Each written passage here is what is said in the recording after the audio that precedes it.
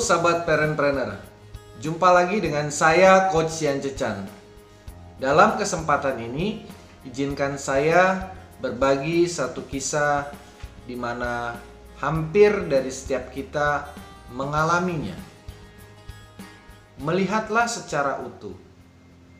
Suatu siang, ada seorang remaja menghampiri ibunya yang sedang membuat kue di dapur.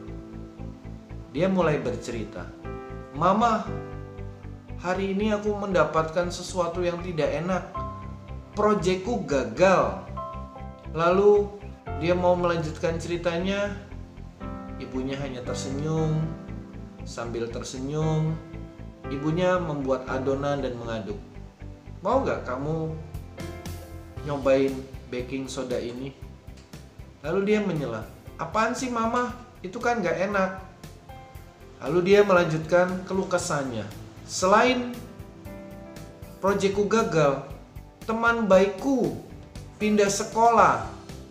Aku kesel deh."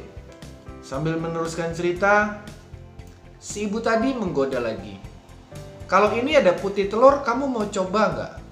"Ih mama, ini kan rasanya nggak enak." Dia mulai melanjutkan cerita lagi. "Iya, di masa pandemik ini kita semua terbatas, jadinya nggak bisa kemana-mana. Rasanya hidup saya terkekang." Ibunya kembali tersenyum dan melanjutkan membuat kue. "Kalau ini garam, kamu mau coba nggak?" "Ya udah pasti asin mama. Mama ini mau dengerin aku atau godain aku sih?" Mamanya kembali tersenyum. Sambil tersenyum, mamanya mulai bercerita. Dalam kehidupan ini, kalau kita melihat sepotong demi sepotong, itu sama seperti kita cobain baking soda, cobain tepungnya, cobain putih telur, atau cobain garamnya. Namun, ketika bahan-bahan ini dicampur, diaduk, diolah dengan benar, maka hasilnya akan berbeda. Ketika ini jadi roti pasti enak kan? "Iya aku tahu roti itu enak," jawab si anak. "Anakku, memang dalam hidup itu tidak semuanya nampak indah. Bagian-bagian hidup kita ini dibentuk dan diproses. Bersabarlah, berproseslah dengan benar, dan lihatlah secara utuh. Maka engkau akan melihat sesuatu yang indah, sesuatu yang baik."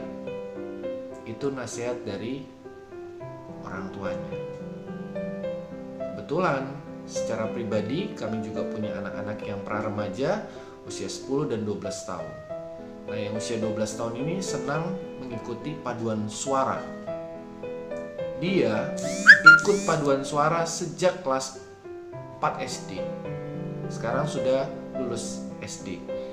Nah, proses dia mengikuti paduan suara itu luar biasa.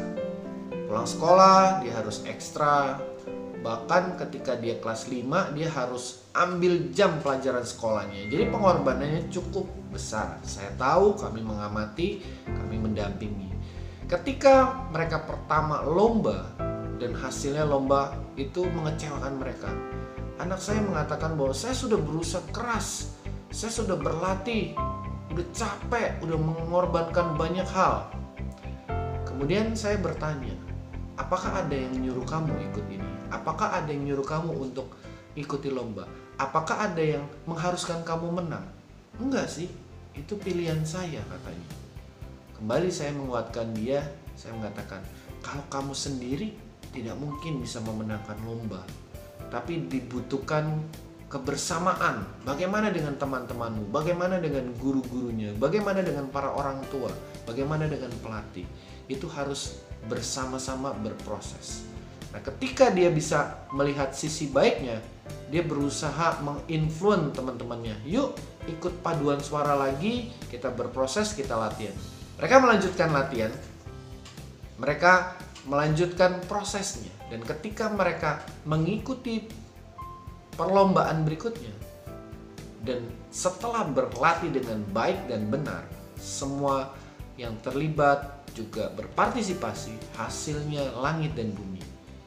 Mereka akhirnya bisa juara dari satu perlombaan ke perlombaan berikut. Hidup ini penuh dinamika, hidup ini penuh tantangan, apalagi di zaman pandemi.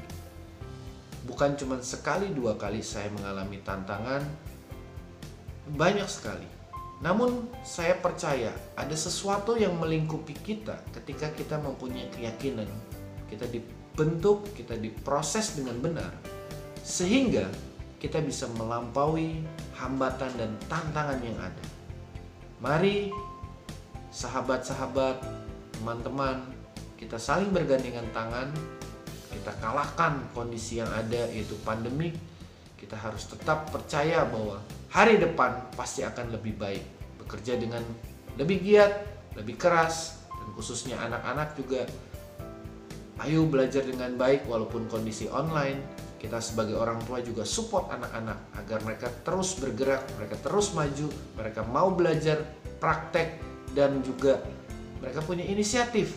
Jangan mager, jangan hanya nonton YouTube, jangan hanya nonton televisi, jangan hanya main gadget, tapi mereka harus mau melakukan, mereka harus experience.